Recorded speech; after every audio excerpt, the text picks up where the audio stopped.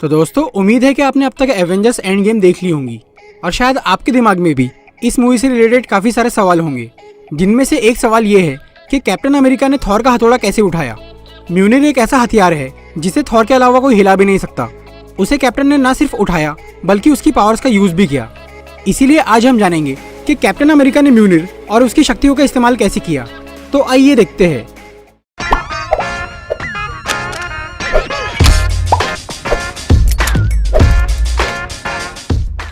Captain America ने म्यूनिर का इस्तेमाल कैसे किया, ये समझने के लिए पहले हमें म्यूनिर से जुड़ी हुई कुछ बातें जानना जरूरी है। म्यूनिर हमें सबसे पहली बार दिखा 2011 की थॉर मूवी में।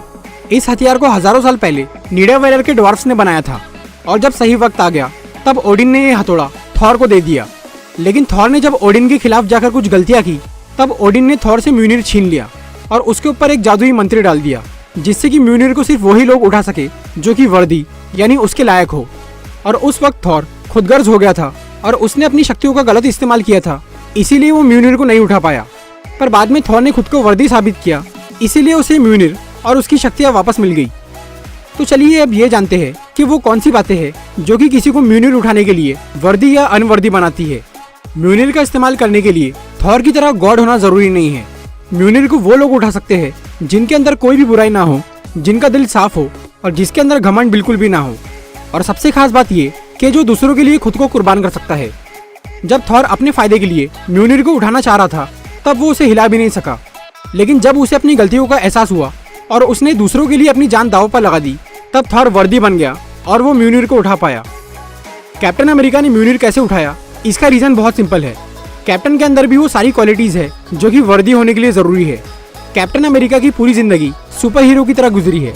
कैप्टन का दिल साफ है और उनके अंदर रत्ती भर भी घमंड नहीं है। और सबसे बड़ी बात यह कि वर्ल्ड वॉर 2 के टाइम पर कैप्टन ने पूरे शहर को बचाने के लिए अपनी जान दांव पर लगा दी थी और उसी वजह से उन्हें 70 साल तक बर्फ में जमे रहना पड़ा था।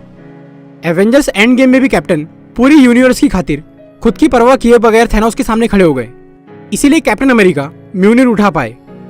अब आप सोच रहे होंगे कि एवेंजर्स एज ऑफ अल्ट्रॉन में कैप्टन म्यूनिर क्यों नहीं उठा पाए थे। काफी टाइम से ये माना जा रहा था कि कैप्टन तब म्यूनिर इसीलिए नहीं उठा पाए थे क्योंकि उस वक्त कैप्टन ने टोनी से ये बात छुपाई थी कि बकी ने ही उसके माँ बाप को मारा है, और इसी बात को छुपाने की वजह से कैप्टन उस वक्त म्यूनिर नहीं उठा पाए थे। पर यह सिर्फ एक फैन थ्योरी थी, इसका एक्चुअल रीजन कुछ और है।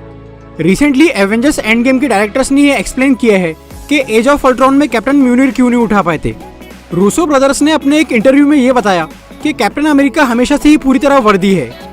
एज ऑफ अल्ट्रॉन में कैप्टन ने जब म्यूनिर को उठाने की कोशिश की थी तब कैप्टन को ये समझ में आ गया था कि वो उसे उठा सकते हैं, पर जब वो उसे उठाने ही वाले थे तब थॉर बहुत हैरान हो गया था।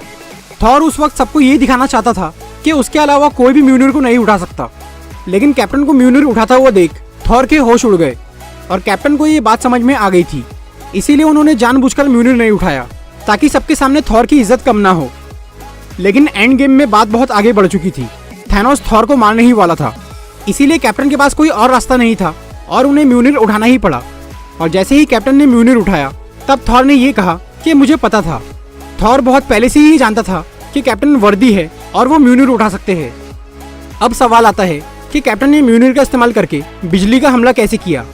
इसका रीजन ये है कि जब ओडिन ने म्यूनिर के ऊपर वर्दीनेस का एन्चेंटमेंट यानी जादुई मंत्र डाला था तब उन्होंने ये कहा था कि जो कोई भी इस हथौड़े को उठाने के काबिल होगा उसके अंदर थॉर की शक्तियां आ जाएंगी। म्यूनिर को उठाने की वजह से कैप्टन के अंदर थॉर की जैसी शक्तियां आ गई थी, इसीलिए वो म्यूनिर से थॉर की तरह बिजली को काबू कर पा रहे थे। कुछ लोगों का ये भी एक सवाल है कि क्या स्टॉर्म ब्रेकर को उठाने के लिए भी वर्दी होना जरूरी है। इसका जवाब है नहीं। स्टॉर्म ब्रेकर के ऊपर वर्दीनेस का एन्चेंटमेंट नहीं है, उसे ताकतवर लोग आसानी से उठा सकते हैं। इसीलिए एवेंजर्स एंड गेम में थैनोस ने भी स्टॉर्म ब्रेकर उठा लिया था। तो दोस्तों ये थी एवेंजर्स एंड गेम के बारे में एक छोटी सी वीडियो। अगर आपको ये वीडियो अच्छी लगी हो तो इसे लाइक और शेयर जरूर करिए, और ऐसी इंटरेस्टिंग वीडियोस देखने के लिए सब्सक्राइब कीजिए हमारा चैनल और इस बेल को दबाइए ताकि आपको हमारी वीडियोस सही टाइम पर मिल सके।